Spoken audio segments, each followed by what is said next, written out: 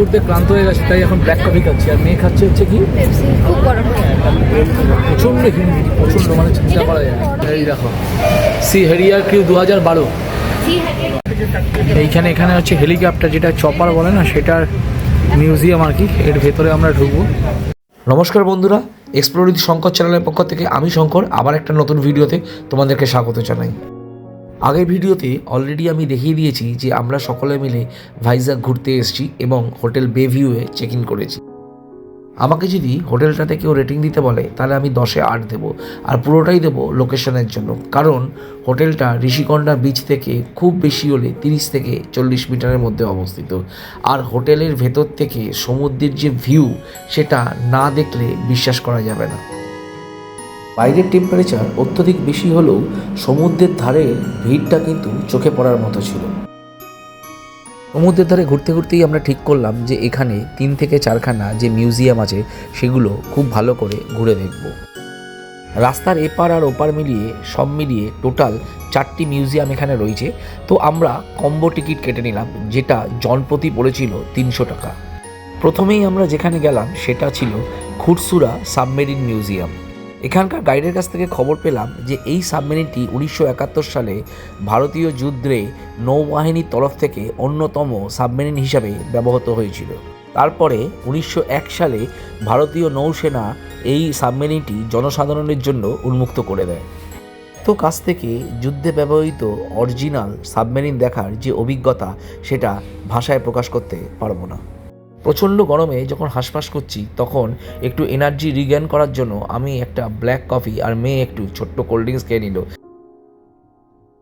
এরপর আমরা গেলাম শ্রী হেরিয়ার মিউজিয়াম।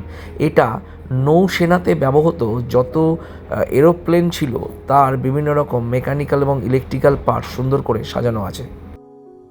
এই মিউজিয়ামটা বিশেষভাবে বিখ্যাত নেভাল এয়ারক্রাফটের যত রকম মেকানিক্যাল এবং ইলেকট্রিক্যাল গেজেট আছে সেগুলো সংরক্ষণ করার জন্য। এয়ারক্রাফটের যে এত ডিভিশন থাকতে পারে সেটা না দেখলে, এবং বিশেষ করে ফটোগ্রাফিক এভিডেন্সের সাথে না দেখলে, সেটা জানাটা ছিল অস্বাভাবিক ব্যাপার। সবশেষে আমরা উপস্থিত হলাম নাভাল এয়ারক্রাফট মিউজিয়ামে। ভেতরে ঢুকেই যেটা সবচেয়ে প্রথম চোখে পড়ল, সেখানে হচ্ছে ভারতবর্ষের অরিজিনাল হিরো যারা, সেই সমস্ত নৌসেনা বা নেভাল এয়ারক্রাফটের হিরোদের ছবি এবং তাদের বায়োগ্রাফি এখানে সুন্দর করে দেওয়া আছে। চাক্ষুষ দর্শনে মিউজিয়ামগুলো এতটাই ইনফরমেটিভ ছিল যে সিনেমার মুভিতে বা বইয়ের পাতায় পড়ে অতটাও অভিজ্ঞতা অর্জন করা যাবে না। যুদ্ধবিমানের ভেতরের প্রতিটি পার্টস, লোকেশন এবং ফাংশন এত সুন্দরভাবে সাইনেজের মাধ্যমে আইডেন্টিফাই করা ছিল যে বুঝে নিতে কোনো রকম অসুবিধা হবে না। এখানে তোমরা যে ফ্লাইটটা দেখতে পাচ্ছ সেটা কিন্তু অরিজিনাল ফাইটার প্লেন। তো আমরা আস্তে আস্তে ককপিটের মধ্যে দিয়ে ফাইটার প্লেনের ভেতরে ঢুকলাম, আর ভেতরে ঢুকে যা দৃশ্য উপভোগ করলাম সেটা কিন্তু ভাষায় প্রকাশ করার মতো নয়।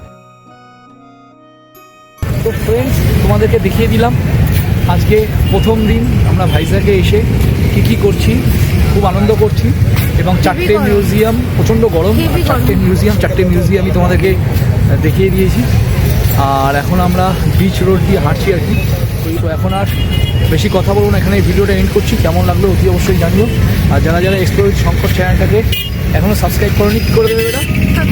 সাবস্ক্রাইব করে দিও, ঠিক আছে? চলো দেখতে থাকো। Bye bye.